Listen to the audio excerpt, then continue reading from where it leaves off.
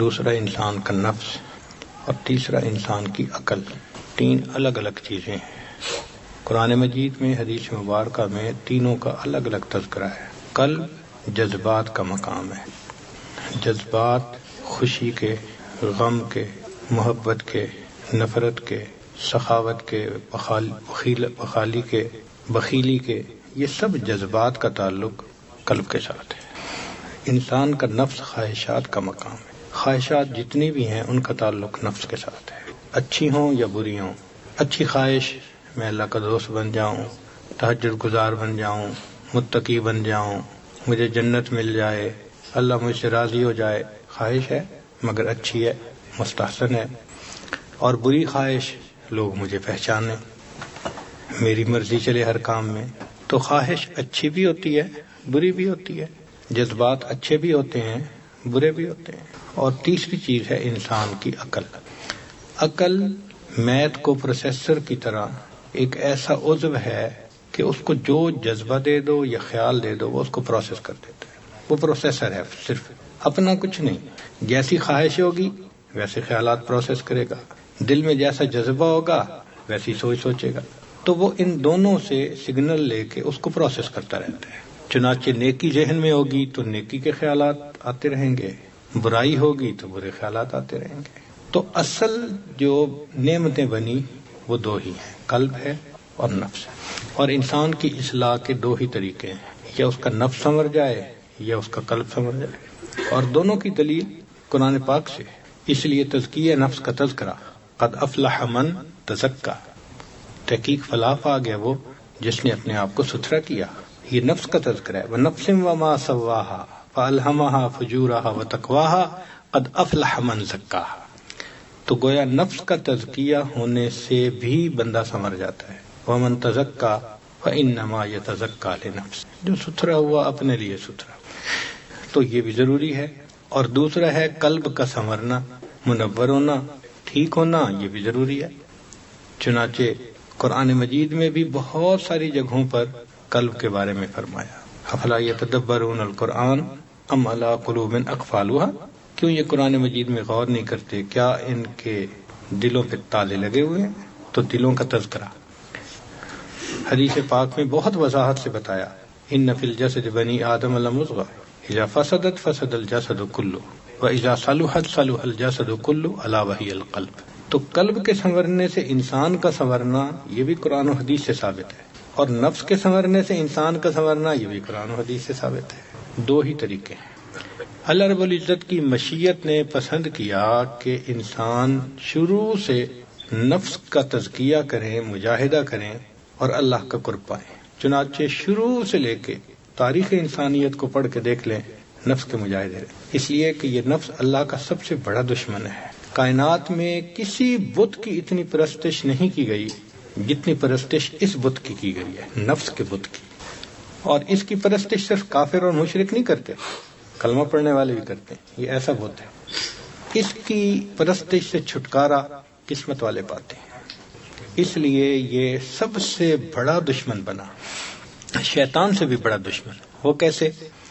کہ عزازیل بڑا عبادت گزار تھا، احادیث سے ثابت ہے کہ اس نے ہزاروں سال عبادت کی، چپے چپے پہ سجدے کیے، تبھی تو اونچا مقام ملا تھا۔ اب وہ ملعون کیوں ہوا؟ سوال ذہن میں پیدا ہوتا ہے، بھئی اس وقت تو کوئی شیطان نہیں تھا جس نے اس کو بہکایا، تو وہ ملعون کیوں بنا؟ اس کو اس کے نفس نے ملعون بنایا۔ تو یہ نفس ایسا بدبخت ہے کہ یہ عزازیل کو شیطان بنا دیتا ہے۔ تو یہ شیطان کا بھی گرو گنٹھال سب سے بڑا۔ تو شیطان ہمارا دشمن، نفس اس سے بڑھ کر ہمارا دشمن۔ اس لیے ہمارے مشائخ فرماتے ہیں کہ اے دوست، تو نفس کو پالنے میں لگا ہوا ہے اور نفس تجھے جہنم میں دھکا دینے میں لگا۔ تو نفس کی اصلاح یہ شروع سے تاریخ انسانیت میں موجود ہے، چنانچہ اس کے لیے بڑی مجاہدے کیے جاتے تھے۔ اللہ کو راضی کرنے کے لیے اس کو مشقت میں ڈالا جاتا تھا۔ آپ بنی اسرائیل کی تاریخ پڑھ کے دیکھ لیں، ان کے ہاں راہب ہوتے تھے۔ یہ کون لوگ تھے؟ اچھے لوگ تھے، اپنے وقت کے عبادت گزار تھے، نیکوکار تھے۔ 70 سال عبادت میں، 400 سال عبادت میں کوئی آسان کام ہے؟ 400 سال۔ اور اللہ خود فرماتے ہیں ذالک بانہم منہم قسیسین و رہبان، دیکھا اچھے لوگ تھے نا، تو وہ اللہ سے محبت کرنے والے تھے، اور ان کی انڈرسٹینڈنگ یہ تھی کہ نفس کو پامال کرو. چنانچہ وہ کم کھاتے تھے، کم پیتے تھے، کم سوتے تھے، ایک کمرہ عبادت کا بنا کے اس کو صومعہ کہا تھا، بس اس کے اندر رہتے تھے. ان کو مخلوق سے کوئی واسطہ نہیں تھا، شادی بھی نہیں کرتے تھے کہ یہ بھی رکاوٹ نہ بنے. اب یوں دنیا سے منہ موڑ کے اللہ کو چاہنا کوئی آسان کام ہے؟ کر کے دیکھیں نا ذرا. ایک ہفتہ نہیں گزار پائیں گے ہم. ہمارا تو ایک دن فون واپس لے لیا جائے نا تو شاید زندگی مشکل ہو جائے. تو آخر وہ تنہائی میں، خلوت میں، اللہ کی یاد میں بیٹھتے تھے نا، سجدوں میں رہتے تھے. بخاری شریف کی روایت ہے، ایک عابد نے کئی سو سال عبادت کی اور اس نے دعا مانگی کہ اللہ جب میری موت آئے تو سجدے میں آئے، اور اس کو سجدے میں ہی موت آئی. پہاڑ کی چوٹی پہ اس کی قبر. تو اس کا مطلب یہ کہ یہ وہ لوگ تھے جو واقعی اللہ کے عاشق تھے، اللہ کو ٹوٹ کے چاہتے تھے، سب خواہشات چھوڑ دی تھی. مگر وہ ایک قدم اور آگے بڑھ گئے کہ یہ تو کہیں نہیں کہا گیا تھا کہ تم شادی نہ کرو، لوگوں سے رابطہ نہ رکھو، تم اللہ کے قریب نہیں جا سکو گے. یہ انہوں نے خود گھڑ لی تھی. یعنی نفس کا مجاہدہ تو شروع سے کہا گیا تھا، مگر اس مجاہدے میں اتنا آگے بڑھ جانا کہ بالکل ہی بے تعلق ہو جانا، یہ والرہبانیت نبتدعوها، یہ بدعت تھی جو انہوں نے بنا لی تھی، مگر محبت میں کیا تھا. حکم نہیں تھا ان کو کہ تم ایسے رہو، حکم نہیں تھا کہ شادی کرنے سے اللہ کا قرب نہیں ملے گا. یہ انہوں نے محبت میں، کیونکہ جب علم نہ ہونا تو عشق بدعت سکھاتا ہے، اور عشق نہ ہو تو علم عجب اور تکبر میں ڈال دیتا ہے. یہ دونوں لازم و ملزوم ہیں ایک دوسرے کے لیے. تو بنی اسرائیل کی تاریخ سے پتہ چلتا ہے. چنانچہ نبی علیہ السلام دنیا میں تشریف لائے، آپ صلی اللہ علیہ وسلم نے صحابہ کو تعلیم دی. چنانچہ مدینہ طیبہ جب نبی علیہ السلام تشریف لائے تو پہلا خطبہ جو دیا اس میں فرمایا کہ احب اللہ بکل قلوبکم، کہ تم اللہ کو پورے دل سے محبت کرو. یہ مدینے کا پہلا خطبہ ہے جو نبی علیہ السلام نے دیا. اللہ سے پورے دل سے محبت کرو. نبی علیہ السلام نے میسج دیا کہ دیکھو دل ایک ہے اور ایک ہی کے لیے ہے. ما جعل اللہ لرجل من قلبین فی جوفہ، کسی کے سینے میں اللہ نے دو دل نہیں بنائے، ایک رحمان کو دے دے، ایک نفس اور شیطان کو دے. تو دل ایک ہے اور ایک ہی کے لیے. چنانچہ صحابہ رضی اللہ عنہم کا پورا دل اللہ کے لیے تھا. یہیں پہ فرق ہے. ہم نے کلمہ بھی پڑھا، ہم مسلمان بھی کہلائے، ہم نمازیں بھی پڑھتے ہیں، لیکن پورا دل اللہ کو ابھی نہیں دیا. کچھ دل کا حصہ ہے جس میں بت ہیں، کسی میں عورت ہے، کسی میں مال ہے. بتوں کو توڑ، تخیل کے ہوں یا پتھر کے، ان بتوں کو توڑنا پڑے گا. اللہ نے اپنے گھر کو بتوں سے پاک کروایا تھا نا نبی علیہ السلام کے ہاتھوں، تب لات و منات توڑوا دیے تھے. ہمیں بھی لات و منات توڑنے کا حکم کہ ایک ایسا وقت زندگی میں آئے کہ ہم کہیں اللہ ترکت اللات والعزی جميعا، سب لات و منات کو چھوڑ دیا میں، بس سارا دل آپ کے لیے. اور تصوف کی پوری محنت کا مقصد یہی ہے کہ پورا دل اللہ کو ہم دے دیں، ماں سوا کی محبت نہ رہے. چنانچہ صحابہ رضی اللہ تعالیٰ عنہم اللہ رب العزت سے بہت محبت کرتے تھے، اور وہ چاہتے تھے کہ ہمیں اللہ کا قرب کا اعلیٰ ترین مقام مل جائے. چنانچہ وہ اپنے نفس کے خوب خلاف کرتے تھے، راتوں کو جاگتے تھے، روزوں پہ روزے رکھتے تھے، قسمیں کھانے لگ گئے تھے.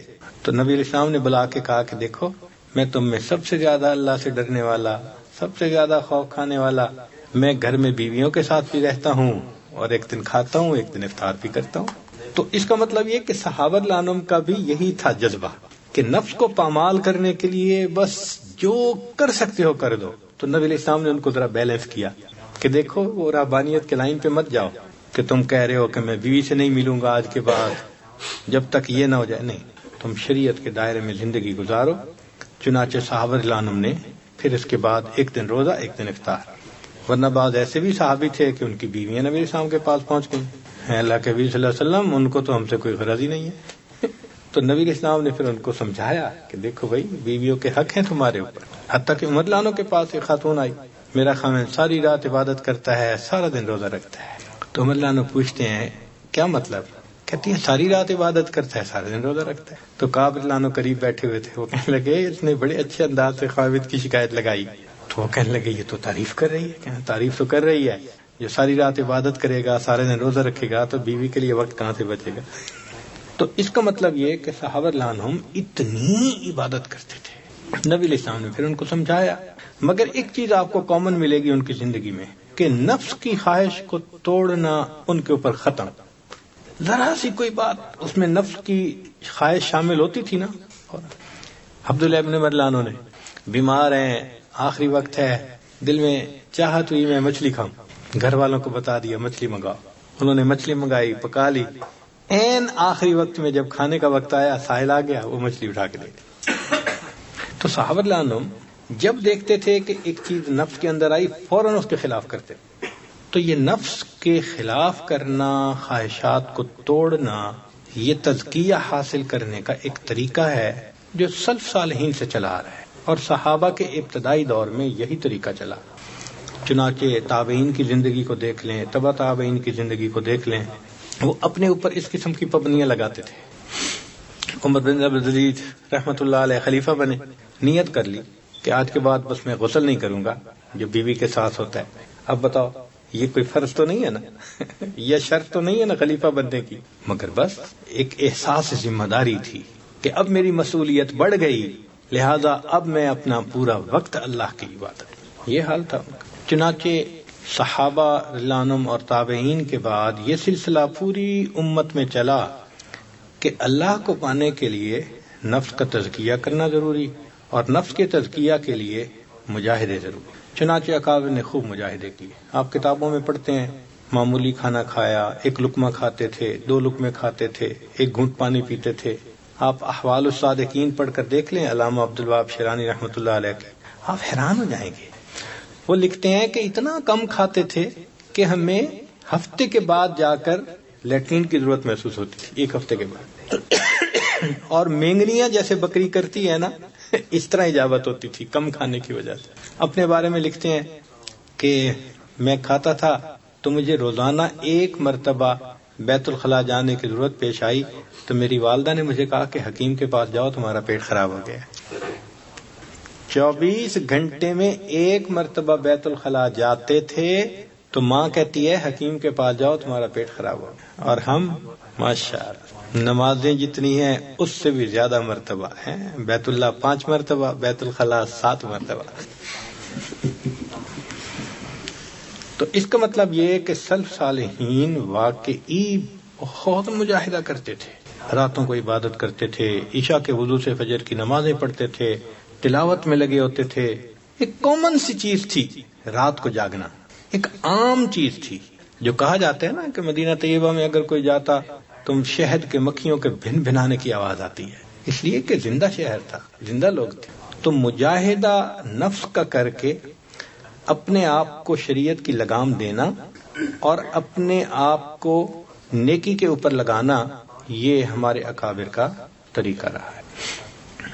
وقت کے ساتھ ساتھ ہمتیں کمزور ہوتی گئیں, قوا کمزور ہو گئے, تو علماء امت, مشائخ امت نے محسوس کیا کہ اب لوگوں میں وہ ہمت نہیں رہی. ہمارے بعض اکابر تو روزے رکھتے تھے, پانی سے روزہ پانی سے افطار, پانی سے روزہ پانی سے افطار. قرآن پاک میں تذکرہ ہے اس کا کہ سیدہ فاطمہ زہرا عنہا اور حضرت علی عنہ نے 3 روزوں کی منت مان لی تھی. شہزادے بیمار ہو گئے تھے کہ شفا یاب ہو گئے تو ہم 3 روزے رکھیں گے, اور پہلا روزہ رکھا, افطاری کا وقت آیا تو مانگنے والے آ گئے, ان کو دے دیا. تو جب سب کھانا ان کو دے دیا تو خود کیا کیا ہوگا. پھر اگلے دن افطاری کے وقت کچھ پکایا تو کوئی اور آ گیا, اس کو دے دیا. پھر تیسرا دن ہوا تو تیسرا مسکینم و یتیمم و اسیرا, تو اپنا کھانا ان کو دے دیا. سیدہ عائشہ رضی اللہ عنہا کے پاس اتنا مال آیا, شاید 50,000 درہم تھے یا ریال جو بھی تھے, دینار تھے. خادمہ کو کہا کہ مدینے کی بیواؤں کو بلاؤ, اور ان کو تقسیم کرتی رہیں. آخر پہ خادمہ آئی, کچھ تھوڑے سے پیسے دے دیں, افطاری کا سامان لاؤں. کہنے لگے مجھے پہلے بتاتی ہیں, آپ نے تو بتایا نہیں, میں نے سب خرچ کر دی. یعنی روزے سے ہیں, اپنی افطاری کے لیے کچھ نہیں بچا. تو یہ چیز بتاتی ہے کہ ہمارے اسلاف بہت مجاہدہ کرتے. نبی علیہ السلام کی نبوت کی زندگی میں 3 کنزیکٹیو دن ایسے نہیں آئے کہ آپ نے تینوں دن پیٹ بھر کے کھانا کھایا ہو. 1 دن کھایا تو دوسرے دن فاقہ, 2 دن کھایا تو تیسرے دن فاقہ. 3 دن متواتر نہیں گزرے. ایک روایت میں ہے کہ عائشہ صدیقہ رضی اللہ عنہا 1 مرتبہ دن میں کھانا کھا رہی تھی, دوسری مرتبہ تو نبی السلام نے دیکھا، فرمایا عائشہ کھانے کے سوا اور کوئی کام نہیں. اور وہ فرماتی ہیں کہ نبی السلام کے بعد سب سے پہلی تبدیلی جو میں نے امت میں دیکھی وہ 2 وقت کا کھانا تھا. اس کا مطلب یہ کہ ہمارے اکابر نفس کے مجاہدے کے ذریعے عبادت کرتے تھے، اپنے رب کو راضی کرتے تھے، اللہ کے قرب کا مقام پاتے تھے. اب جب مشائخ امت نے دیکھا کہ بھائی وہ مجاہدے کرنے تو بہت مشکل، تو انہوں نے اللہ سے دعا مانگی، اللہ کمزور ہیں تو ان پر رحمت فرما دے اور آسانی کا کوئی معاملہ فرما دے. چنانچہ حضرت خواجہ بہاؤالدین نقشبند بخاری رحمۃ اللہ علیہ کی دعا اللہ کے ہاں قبول ہوئی، اور رب کریم نے ان کو ایک طریقہ ایسا واضح فرمایا جس میں نفس کے بہت مجاہدے نہیں ہیں، نفس کے بہت مجاہدے نہیں ہیں، آسان طریقہ ہے، کمزوروں کا طریقہ. وہ کیا ہے؟ وہ ہے کثرت ذکر اور اتباع سنت کے ذریعے سے اللہ کا قرب پانا. چنانچہ ہمارے مشائخ نقشبند نے لکھا ہے کہ پہلے سلوک متقدمین کے سلوک ہیں، چشتیہ، قادریہ، سہروردیہ. یہ حضرت علی عنہ سے چلے، حسن بصری رحمۃ اللہ علیہ سے آگے بڑھے، اور امت کے پہلے حصے میں خوب اس کے ذریعے سے اللہ نے اپنے بندوں کو اعلیٰ درجات سے نوازا. یہ جو نقشبندی سلوک ہے یہ متاخرین کا سلوک کہلاتا ہے، آخر پہ کمزوروں کا سلوک. تو اللہ رب العزت نے ان پر واضح فرمایا کہ بھائی نفس کے مجاہدے کرنے کی بجائے ایک اصلاح کا اور بھی طریقہ ہے جس کو کہتے ہیں قلب کی اصلاح. تو ابھی تک امت نفس کے مجاہدوں سے تزکیہ پاتی تھی، تم قلب کے یعنی تصفیہ کے ذریعے سے اپنے نفس کو بھی تزکیہ میں لا سکتے ہو. چنانچہ جب دل سنورتا ہے تو نبی السلام نے فرمایا کہ پورا جسم سنور جاتا ہے. لہذا قلب کے سنورنے سے نفس کی اصلاح خود بخود اس کے ذمن میں ہو جاتی ہے. دل میں جذبہ ہو انسان نفس کو پامال کرتا ہے. ہم نے دیکھا ہے ہمارے ہاں یہ جو لوگ پوزیشنیں لیتے ہیں جانے کے لیے اوپر، تو ان کو ووٹ چاہیے ہوتا ہے. اب دل میں ایک شوق ہے کہ مجھے یہ سیٹ حاصل کرنی ہے. اب سیٹ حاصل کرنے کے لیے جائیں گے، غریب کے پاس بیٹھیں گے، بات کریں گے، ان کے ساتھ مل کے کھانا کھائیں گے. تو دیکھو اپنے نفس کو پامال کر رہے ہیں نا. تو دل کا جذبہ تھا، نفس کو پامال کرنا آسان ہو گیا. اور ہم نے دیکھا ہے کہ واقعی جب ووٹنگ کے دن ہوتے ہیں اولیاء جیسی زندگی ہوتی ہے. کھانا یاد نہیں ہوتا، پینا یاد نہیں ہوتا، راتوں کو سونا یاد نہیں ہوتا، 24 گھنٹے لگے ہوتے ہیں بیچارے. تو دیکھو قلب کے اندر ایک جذبہ ہے جس کی وجہ سے نفس پر ساری پابندیاں آ گئیں. تو یہ جو متاخرین کا سلوک ہے، اس متاخرین کے سلوک میں قلب پر محنت کی جاتی ہے اور نفس اس کے ضمن میں خود بخود پامال ہو جاتا ہے. محبت چیز ہی ایسی ہے کہ محبوب کی خاطر سب کچھ قربان کر دینا آسان ہو جاتا ہے. چنانچہ دوسرے مشائخ نے فرمایا کہ ہم مجاہدہ نفس کے ذریعے سے سلوک طے کرواتے ہیں. ہمارے مشائخ نقشبند نے کہا کہ ہم اتباع سنت کے ذریعے سے سلوک طے کرواتے ہیں. تو اس سلسلہ میں کثرت ذکر اور اتباع سنت یہ 2 بنیادی چیزیں ہیں، یہ 2 پر ہیں، یوں سمجھ لیں. ان پروں سے بندہ اڑتا ہے. چنانچہ ہمارے مشائخ کی کتابوں میں یہ بات آپ کو بہت کثرت سے ملے گی کہ ہمارے سلوک کی بنیاد 3 چیزوں پہ ہے: کثرت ذکر، اتباع سنت، صحبت شیخ. تو صحبت شیخ تو یوں سمجھ لیں کہ سٹیئرنگ پہ جیسے کوئی بیٹھا ہوا ڈائریکشن طے کر رہا ہوتا ہے، اور اصل پر تو 2 ہی ہیں، کثرت ذکر اور اتباع سنت. اب کثرت ذکر اور اتباع سنت میں وہ مجاہدہ کھانے پینے کا نہیں ہے جو پہلے تھا. نقشبند بخاری رحمۃ اللہ سے کسی نے پوچھا کہ حضرت میں کتنا کھاؤں؟ فرمایا بھائی اچھا کھا، کام اچھی طرح کر. اگر تم عبادت کرو تو پھر جو ضرورت ہے اس کے تحت تم کھاؤ. کیا معاملہ؟ جو جانور کام اچھا کرے تو مالک اس کو چارہ ڈالتے ہوئے پریشان تو نہیں نہ ہوتا. تو فرمایا تم اچھا کھاؤ، کام اچھی طرح کرو. اس لیے ہمارے ہاں مجاہدہ یہ ہے کہ ہر کام کو سنت کے مطابق کیا جائے. اور اگر غور کریں تو یہ سب سے بڑا مجاہدہ ہے. باجد بستامی رحمۃ اللہ علیہ فرماتے ہیں کہ میں نے 20 سال مجاہدہ کیا، ہر کام سنت کے مطابق کرنے سے بڑا مجاہدہ میں نے کوئی نہیں دیکھا. یہ کوئی آسان کام ہے. ایک شخص جنید بغدادی رحمۃ اللہ علیہ، یہ کوئی بزرگ تھے، ان کی صحبت میں 10 سال رہا. حضرت میں جاتا ہوں کسی اور کے پاس، اجازت دیں. کیوں؟ میں تو آیا تھا کرامت دیکھنے کے لیے، میں نے 10 سال میں کوئی کرامت ہی نہیں دیکھی. مان لے کہ اچھا یہ بتاؤ کہ ان 10 سالوں میں کوئی عمل سنت کے خلاف دیکھا؟ کہ نہیں، تو ایسے بڑی کرامت اور کیا ہو سکتی کہ 10 سال میں کوئی کام سنت کے خلاف ہی نہ ہو. تو یہ سب مجاہدوں سے بڑا مجاہدہ ہے اتباع سنت، اور یہ آسان ہو جاتا ہے جب انسان کثرت سے ذکر کرتا ہے. اس لیے قرآن مجید میں کثرت ذکر کا حکم، اذکروا اللہ ذکرا کثیرا والذاکرین اللہ کثیرا والذاکرات. ہماری جو بنیاد کمزور ہے نا، وہ یہ کہ ہم کثرت ذکر کرتے ہی نہیں ہیں. یہ 5 منٹ کا مراقبہ، 10 منٹ کا مراقبہ، یہ کیا بات ہوئی پئی؟ اگر دوسری کلاس کا طالب علم 10 منٹ روزانہ کتاب کھول کے پڑھے تو کیا سال کے آخر پہ پاس ہو جائے گا؟ تو اگر دوسری کلاس میں پاس نہیں ہو سکتا جو 10 منٹ روزانہ پڑھے، تو ولایت کے امتحان میں کیسے پاس ہوں گے بھائی؟ دوسری کلاس کے لیے تو اس کو 4 گھنٹے اور 6 گھنٹے اسکول میں لگانے پڑتے ہیں. تو حق تو یہ بنتا تھا کہ ہم بھی 4 گھنٹے مراقبہ کرتے ہیں. اب کوئی کہے جی کہ کتنا وقت نکالیں؟ بھائی انٹرنیٹ پہ ٹائم لگتا ہے نا، گھنٹوں لگتے ہیں. منٹوں کی بات تو کوئی کرے ہی نہ. جو منٹوں کی بات کرے گا وہ جھوٹ بولے گا، الا ماشاء اللہ. اس مصیبت کو ایک دفعہ جس نے کھول لیا اس کے گھنٹہ گیا، پتہ بھی نہیں چلتا گھنٹہ لگنے کا. تو اگر سکرین کے سامنے گھنٹہ بیٹھ سکتے ہیں تو پھر مراقبے میں کیوں نہیں بیٹھ سکتے؟ تو حق تو یہ تھا کہ ہم گھنٹوں مراقبے کرتے ہیں، لیکن ہم نہیں کرتے. بیت ہو جاتے ہیں شوق میں آ کے، حضرت بس تلاوت بھی کر لیتا ہوں، درود شریف بھی پڑھ لیتا ہوں، استغفار بھی. مراقبہ نہیں ہوتا. بھئی جو اصل چیز تھی، اینٹی بائیوٹک تھی، وہ تو لی نہیں، فائدہ کیسے ہو؟ تو ہماری مثال ایسے جیسے ایک ڈی ہائیڈریٹڈ پلانٹ ہوتا ہے نا، پتے مرجھائے ہوئے ہوتے ہیں، پھل بھی کمزور ہوتے ہیں، کیوں؟ پانی تھوڑا ملتا ہے اس کو. ایسے ہم ڈی ہائیڈریٹڈ قسم کے صوفی ہیں، ذکر کی کثرت نہیں کرتے، اور ہمارے پھر نظر بھی خطا کرتی ہے، زبان بھی پھر کچھ جھوٹ بول دیتی ہے، فلاں بھی ہو جاتا ہے، فلاں بھی ہو جاتا ہے. وہ سارے سمپٹم ہمارے اندر ہوتے ہیں. تو کثرت ذکر ہماری بنیادی بیماری ہے. اگر ہم چاہتے ہیں کہ ہمیں اللہ کا تعلق ملے تو ہمیں اللہ کا ذکر کثرت سے کرنا پڑے گا. چلتے پھرتے لیٹے بیٹھے اللہ کو یاد، ایسی کیفیت ہو جائے کہ بس انسان کا دل کہے اللہ تیری یادوں کے سوا دنیا میں رکھا کیا ہے.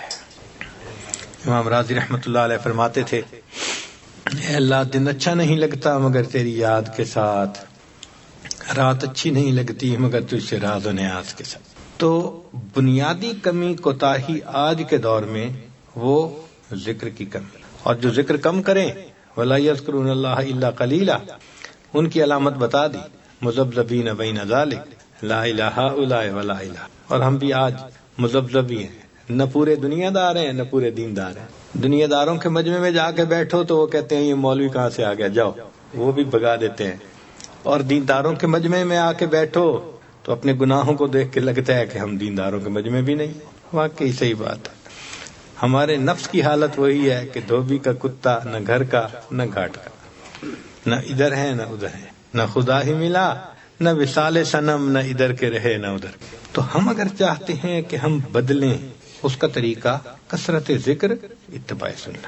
اتباع سنت سے مراد یہ کہ ہر کام کو سنت کے مطابق کریں. کھانا پینا، لباس، معاملات، معاشرت، ہر کام بس سنت کے مطابق کرتے ہیں. اور یہ آسان طریقہ ہے اپنے آپ کو سنوارنے کا کہ ہر کام کو سنت کے مطابق کرتے جاؤ. تو کثرت ذکر اور اتباع سنت سے یہ سلوک آسانی سے طے ہو جاتا ہے. آپ سمجھیں کہ یہ شاہراہ ہے، بھاگتا چلا جاتا ہے. آپ یوں سمجھ لیں کہ ایک بندے کو کہہ دیا جائے کہ جی آپ یہاں سے حج پہ جائیں بغیر سواری کے، وہ تو مشکل میں پڑ جائے گا. چلے گا، راستے میں کھانا نہیں پینا نہیں، کہاں ٹھہرے گا، کیسے سمندر عبور کرے گا، ریگستان آئیں گے، پہاڑ آئیں گے، کھڈے ہوں گے. تو اس کے لیے تو پہنچنا واقعی بڑا مشکل کام ہے. اور ایک طریقہ یہ ہے کہ یہاں سے بندے کو ایئرپورٹ پہ بٹھا دو، چلو بھائی سعودی عرب پہنچ جاؤ. یہ ہمارا سلوک یہ اسی طرح بائی ایئر پہنچانے والا سلوک، اس لیے اس کو متاخرین کا سلوک کہا جاتا ہے. آسان ہے، بہت آسان ہے. بس 2 چیزوں کی پابندی ضروری، اتباع سنت اور ہر کام میں سنت کی اتباع اور ذکر کی کثرت. ذکر کی کثرت تو ایسے ہو کہ بندہ جو وقت ملے، 10 منٹ ملے، 15 ملے، گھنٹہ ملے، 2 ملے، فوراً اللہ کی یاد میں.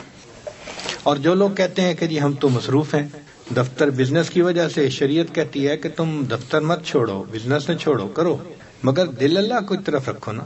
یہ کہاں لکھا ہے کہ دل میں کسی اور کا خیال رہے؟ دل میں اللہ کو یاد کرو. رجال اللہ تلہیہم تجارت ولا بیع عن ذکر اللہ. تجارت اور خرید و فروخت میں انسان اللہ کو یاد کرے تو تاجر صدوق کو تو قیامت کے دن انبیاء کی قطار میں جو ہے ان کے یعنی جہاں انبیاء کی قطار ختم ہوگی نا اس کے پیچھے جو لوگ ہوں گے وہاں تاجر کو جگہ دی جائے.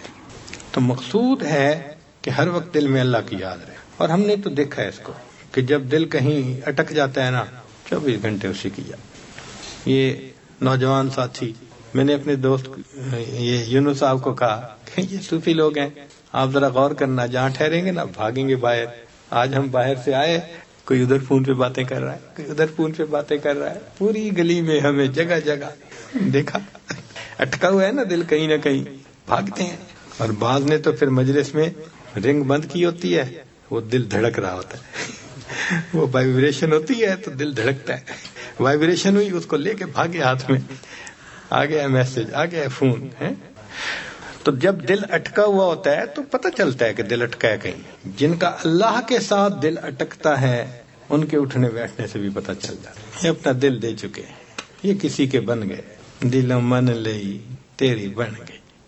اس نے بھی دل میں عہد کر لیا, اللہ میں نے اپنا دل آپ کو دے دیا. تو ان کو مصلی پہ دیکھیں گے, ان کو تلاوت کرتا دیکھیں گے, ان کو تہجد پڑھتا دیکھیں گے. سبحان اللہ. سیماہم فی وجوہہم من اثر السجود. پتہ چلتا ہے ان کے چہروں سے جو ذکر کر رہے ہوتے ہیں. تو دو چیزیں ہیں, کثرت ذکر اور اتباع سنت. ان دو چیزوں سے یہ سلوک طے ہو جاتا ہے. تو سلوک بہت آسان ہو گیا. آپ ضرورت کے مطابق نیند پوری کریں. 7 گھنٹے اچھی نیند ہے. اگر کوئی بہت تھکا ہوا ہوتا ہے بے شک 8 گھنٹے سوئے, تو 7-8 گھنٹے سونا تصوف میں منع نہیں ہے. نیند پوری کریں. اور باقی 8 گھنٹے جو دفتر کے ہیں وہ بھی دفتر کا کام کریں, ہم اس سے بھی منع نہیں کرتے. لیکن وہ جو باقی 8 گھنٹے بچتے ہیں نا, اب ان میں بیوی بچوں کے ساتھ چلو آپ 2 گھنٹے گزار لیں گے, کوئی خرید و فروخت 1 گھنٹہ اور لگا لو. وہ جو 3-4 گھنٹے خبریں پڑھ رہا ہوں جی, اور خبروں پہ نام پہ ماشاءاللہ سکرینیں کھل رہی ہوتی ہیں, تقریر سن رہا ہوں ماشاءاللہ, شیطان بٹھاتا ہے ذرا تقریر سنتے ہیں فلاں کی. وہ تقریر سننے بیٹھتے ہیں, تصویر دیکھ کے ختم کرتے ہیں, تقریر سے تصویر پہ چلے جاتے ہیں, وہ تصویریں دیکھ رہے ہوتے ہیں بیٹھے ہوئے. یہ جو 3-4 گھنٹے ہر بندے کی زندگی میں آپشنل ہوتے ہیں نا, وہ فون پہ گزرتے ہیں, وہ ادھر گزرتے ہیں, وہ کسی اور کام میں گزرتے ہیں, اس کو مینیج کریں. بس اتنی سی بات ہے. اگر اس کو اچھی طرح مینیج کر لیں تو آپ کا سلوک طے ہو سکتا ہے آسانی سے, کسی کے لیے رکاوٹ نہیں ہے. اس بات کو اس لیے تفصیل سے بتایا کہ پتہ رہے کہ جی ہمیں کرنا کیا ہے. تو کثرت ذکر, اتباع سنت, یہ ہماری بیماری کا حتمی علاج ہے, حتمی علاج ہے. اب ہمارا جو سلوک ہے اس کے بارے میں پچھلی 1-2 مجالس میں بھی تفصیل کہی گئی. یہ بات ذہن میں رکھیں کہ یہ جو سلوک ہے نا, یہ کوئی علم نہیں ہے کہ پڑھا دو تو سب کو پتہ چل جائے گا. یہ کیفیات کا نام ہے, اور کیفیات کرنے سے ملتی ہیں, سننے سے نہیں مل جاتی. اس لیے سلوک راستہ طے کرنا پڑتا ہے. آپ یہاں سے بیٹھ کے تصور کر لیں مکہ مکرمہ کا, تو پہنچ تو نہیں نہ جاتے, طے کرنا پڑے گا نا. اسی طرح دل میں چاہتوں میں اللہ تعالیٰ تک پہنچ جاؤں تو پہنچ تو نہیں جائیں گے, اس کے لیے راستہ طے کرنا پڑے گا, محنت کرنی پڑے گی.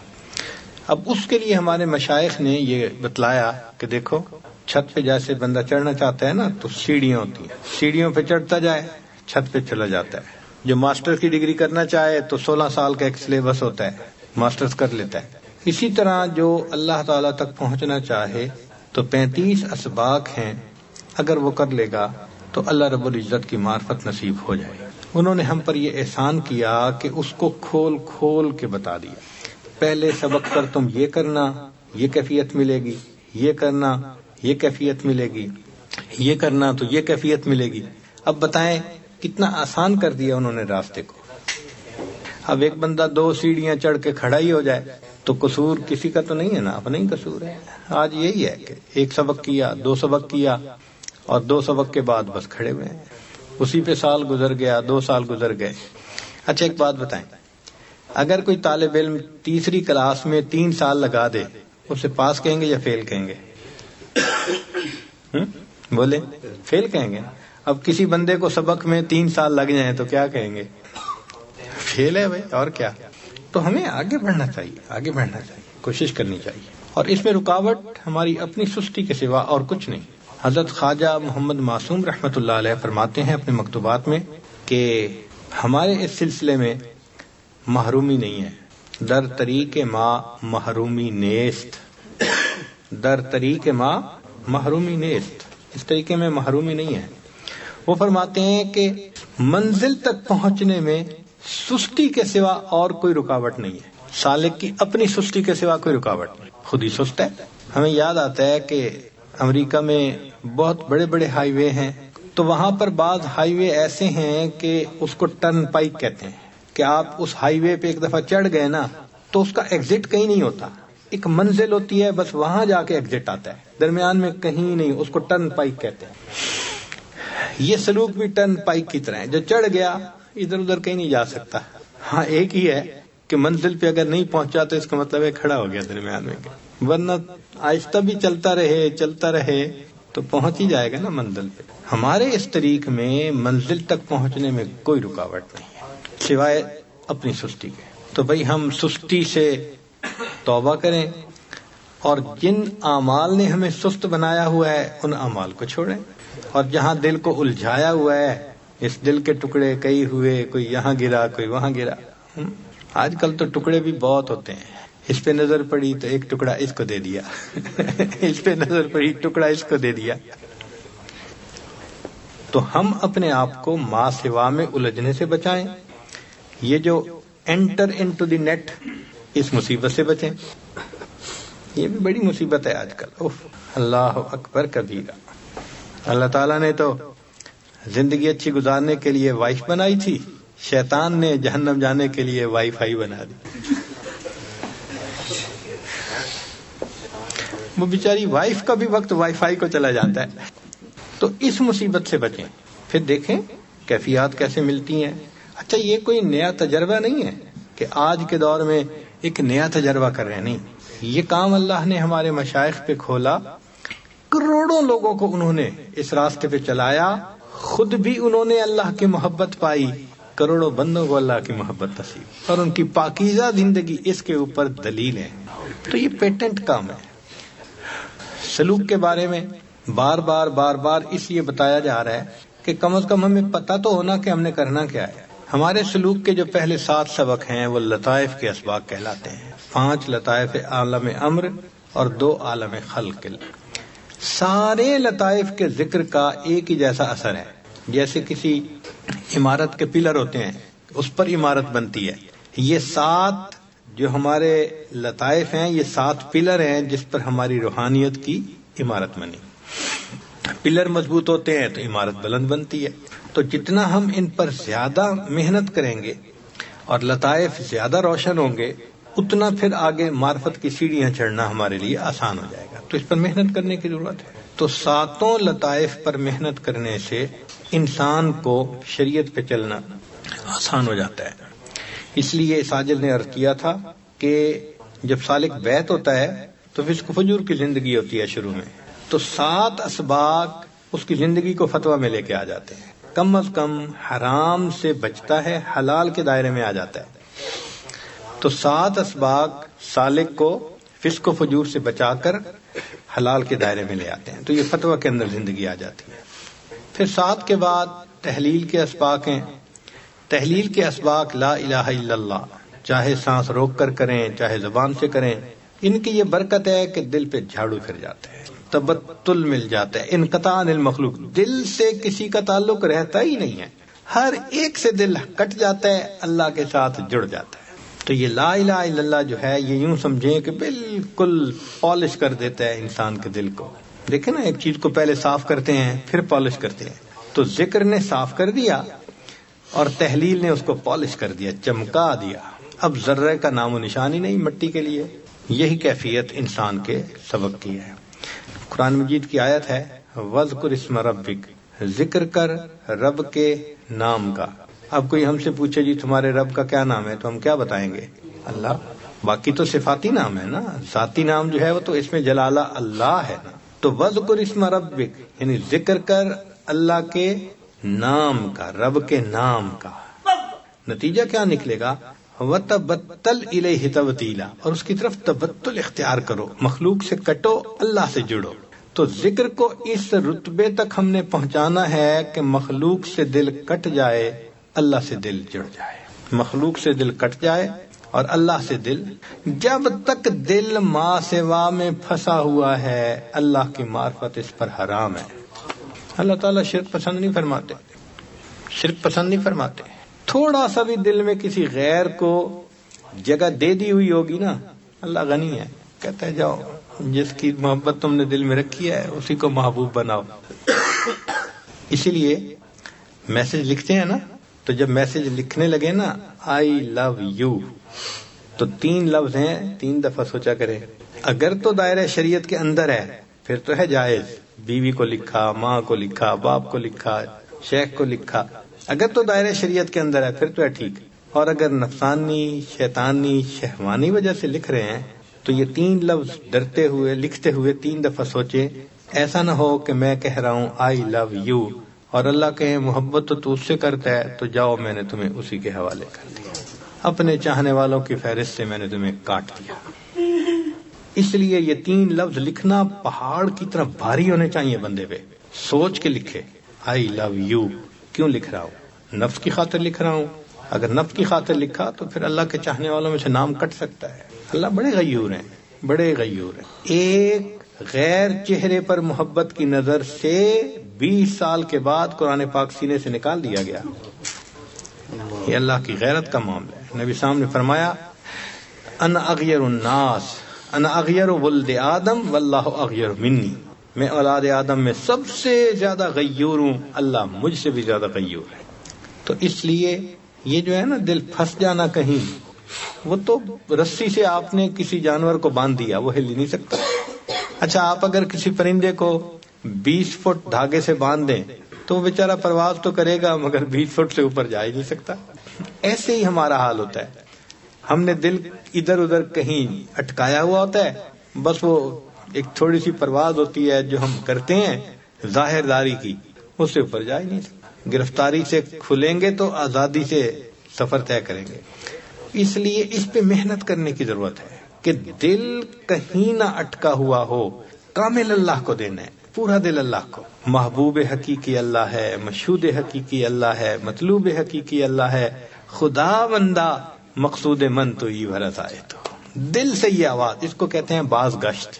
دل سے آواز سنتے ہیں نا بندہ، اس کو باز گشت کہتے ہیں۔ تو ہمارے سلسلے میں باز گشت کیا ہے؟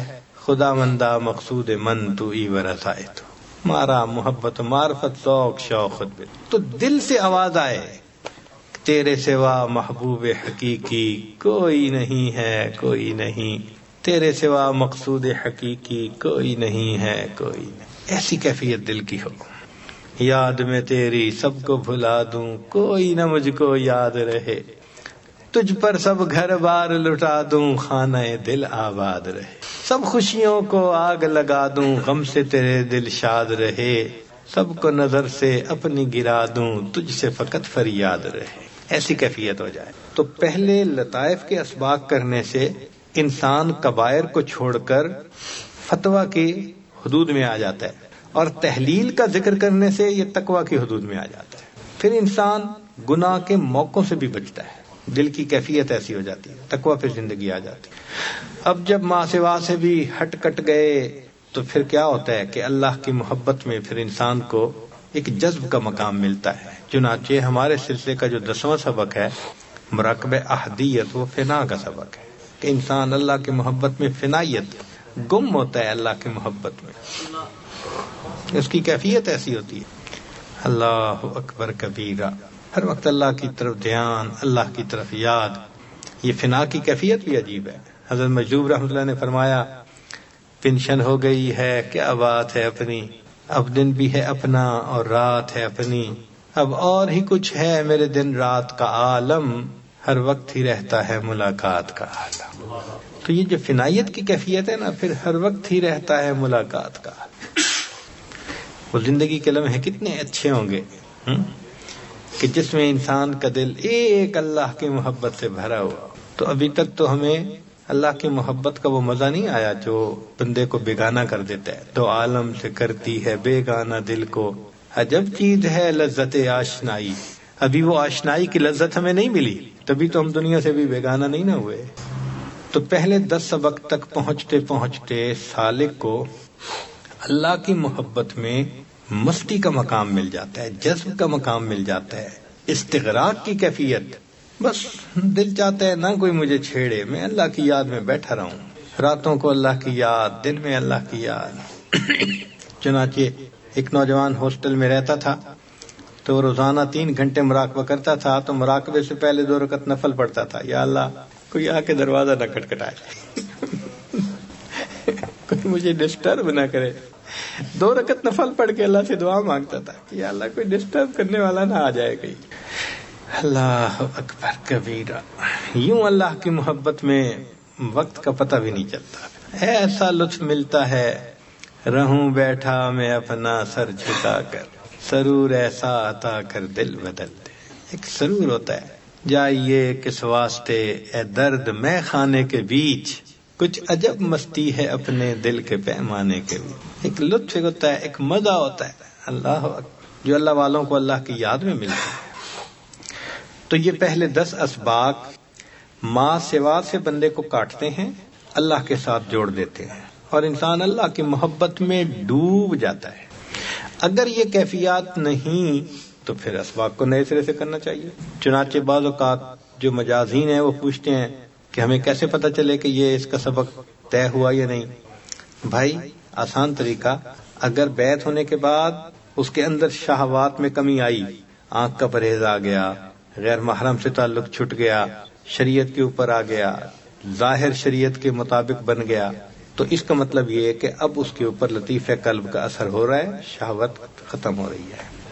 غصہ کم ہو گیا تو لطیفہ روح ہو گیا، بخل ختم ہو گیا تو لطیفہ سر، حرص اور حسد نکل گیا تو لطیفہ خفی، اور خود نمائی، خود پسندی، عجب، تکبر یہ نکل گیا تو لطیفہ اخفا. تو ان بیماریوں سے بھی اندازہ لگ سکتا ہے کہ شفا ہو رہی ہے. اور اصل یہ کہ دیکھیں کہ اب مخلوق سے کٹا ہے اور اللہ سے جڑا ہے یا نہیں. اگر اسی طرح انٹرنیٹ پہ بیٹھنا، میسیجز کرنا، فونے کرنا اور انہی کاموں میں لگے رہنا، اس کا مطلب ہے کہ ابھی قلب نازیبا حرکتوں سے باز نہیں آیا، ابھی اس کو اللہ کی محبت کا مزہ نہیں آئے گا. جب تک قلب نازیبا حرکتوں سے باز نہ آئے، اللہ کی محبت کا مزہ اس پر حرام ہوتا ہے. تو دل کو غیر سے کاٹیے اور دل اللہ کا ہے، اللہ کو دیجیے. تو تحلیل اور مراقبہ احدیت کا سبق کرنے سے زندگی میں تقویٰ آ جاتا ہے، اور زندگی میں ماں سوا سے انقطاع آ جاتا ہے، اور انسان کو اللہ کی محبت میں ایک استغراق کی کیفیت ہوتی ہے. کسی نے کہا کہ حضرت آپ کو نماز میں دنیا کا خیال آتا ہے؟ میں نہ نماز میں آتا ہے نہ نماز کے علاوہ آتا ہے. ایسی کیفیت ہو جاتی ہے، بندے کا دل ہی اچاٹ ہو جاتا ہے دنیا سے. اچھا یہ نہیں ہے کہ بھئی اس سبق پہ پہنچ کے دنیا کا کام کرنا چھوڑ دیتا ہے، جاب چھوڑ دیتا ہے، بزنس چھوڑ دیتا ہے. نہ، وہ کچھ نہیں چھوڑتا، دل ٹھنڈا ہو جاتا ہے، دل کٹ جاتا ہے. التجافی عن دار الغرور، وہ کیفیت حاصل ہو جاتی ہے. والانابۃ الی دار الخلود، ہمیشہ رہنے والے گھر کی طرف انابت ہو جاتی ہے. واستعداد للموت قبل نزول. اچھا اب یہ اگر کیفیت حاصل ہو گئی تو اس کے بعد پھر اگلے اسباق ہیں جن کو مشاربات کے اسباق کہتے ہیں. ان کے کرنے سے انسان کو اللہ پہ توکل، یقین کامل مل جاتا ہے. یہ لب لباب بتا رہا ہوں، ویسے تو ہر سبق کی اپنی اپنی تفصیل ہے، لیکن ایک لب لباب بتانا کہ اس پورے اسباق کا لب لباب یہ ہے، اللہ کے ساتھ کامل یقین. اللہ تعالیٰ فعال لما یرید ہے، کائنات کا پورا نظام اللہ کے اذن سے چلتا ہے، بندے کو یقین ہو جاتا ہے. اس لیے ہر معاملے میں نظر اللہ پہ. وہ چاہتے ہیں تو عزت کے نقشوں میں سے ذلت نکال دیتے ہیں، وہ چاہتے ہیں تو ذلت کے نقشوں میں سے عزت نکال دیتے ہیں. تو جب اللہ پہ یقین ہو جاتا ہے تو پھر مخلوق سے شکوے ختم ہو جاتے ہیں. فلاں نے میرے بارے میں ایسے الفاظ کیوں کہے؟ اگر کہے اللہ نے کہلوائے. فلاں جی میری ٹانگیں کھینچ رہا ہے، وہ نہیں کھینچ رہا، اللہ کھینچوا رہے ہیں. اللہ پہ نظر تو کسی سے شکوہ ہی نہیں رہتا. پھر بندے کی ایسی کیفیت ہو جاتی ہے لِكَيْ لَا تَأْسَوْا عَلَىٰ مَا فَاتَكُمْ ولا تفرحوا بما آتاکم، راضی برضا بندے کی کیفیت ہوتی ہے، وہ اپنی امور کو اللہ کے سپرد کر دیتا ہے، ہر معاملے میں اللہ پہ توکل۔ پھر مخلوق کی مدح اور ذم برابر ہو جاتی ہے، کوئی دین کے معاملے میں ملامت کرے اس سے خفا نہیں ہوتا، اللہ اس سے کہلوا رہے ہیں، کوئی بہت تعریفیں کرے تو انسان ہوا میں نہیں اٹھتا، اللہ اس سے کہلوا رہے ہیں۔ تو یہ یقین یہ ان اسباق میں آ کے ملتا ہے، اور ذہن میں رکھنا کہ جن کا یہ یقین جتنا پکا ہوگا اتنا نسبت کا کام ان سے زیادہ بہتر لیا جائے گا، کیونکہ یہ عقل کے ذریعے چلنے والی چیز نہیں ہے۔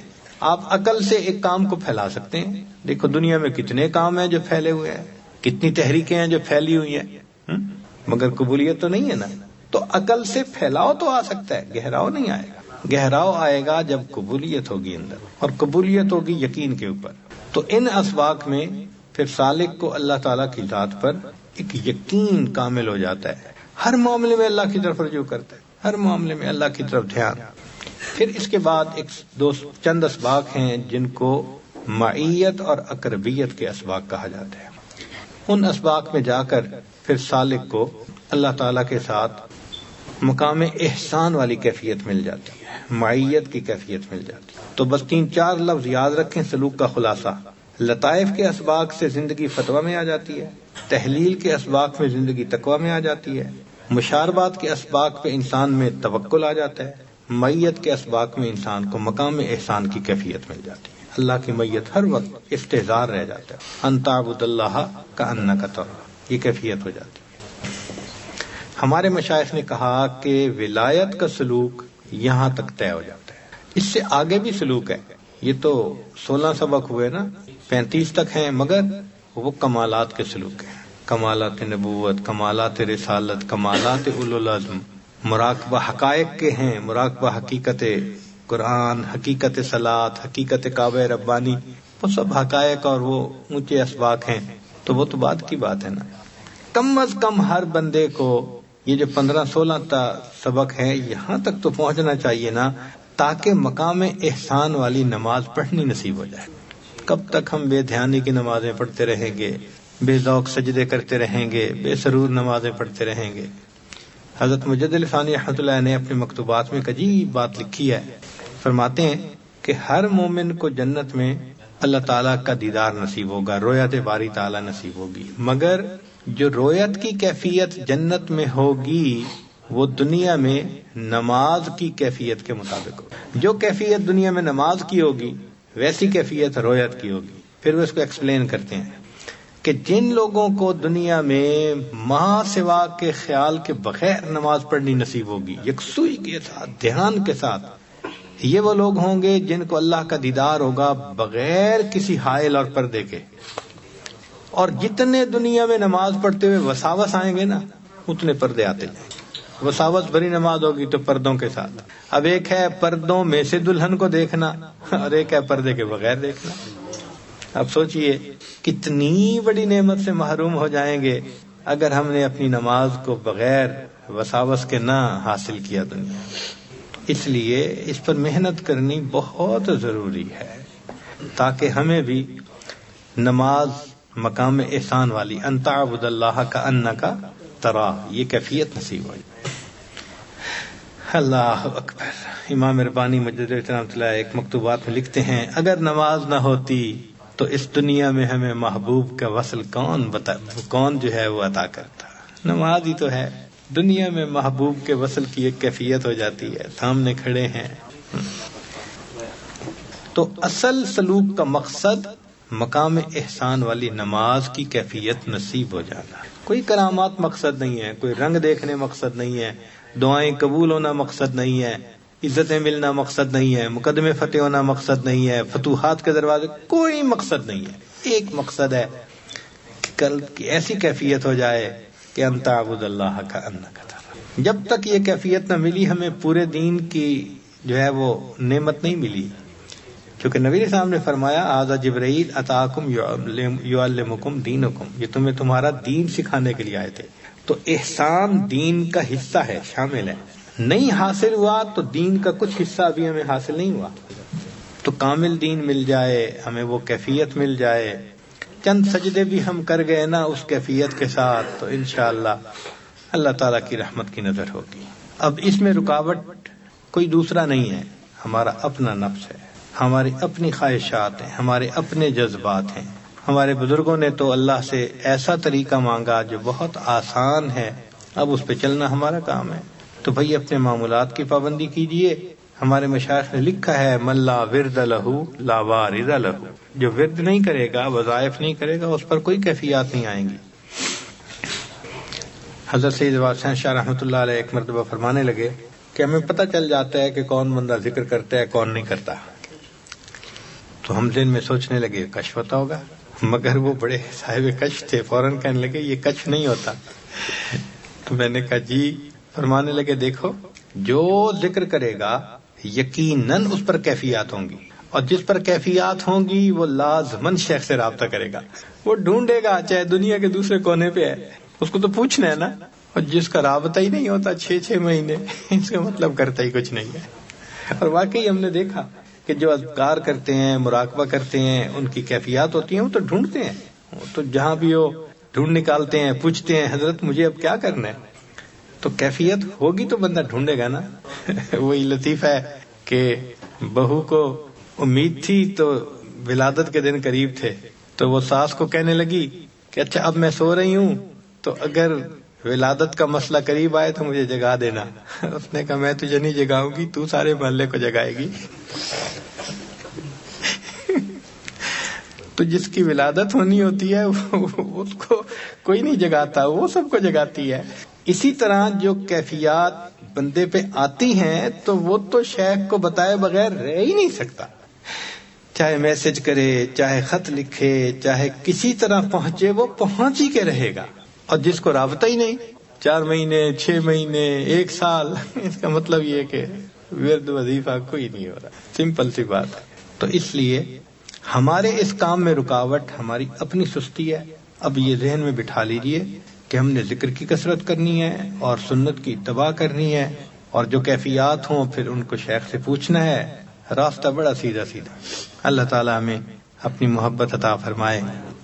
یہ نسبت قیامت تک چلتی رہے گی، یہ نسبت قیامت تک چلتی رہے گی۔ ہر دور اور ہر زمانے میں اللہ تعالیٰ اس نسبت کو پھیلانے کا بھی کام لیں گے، اور نسبت کے طلبگار بھی ہر دور اور ہر زمانے میں رہیں گے۔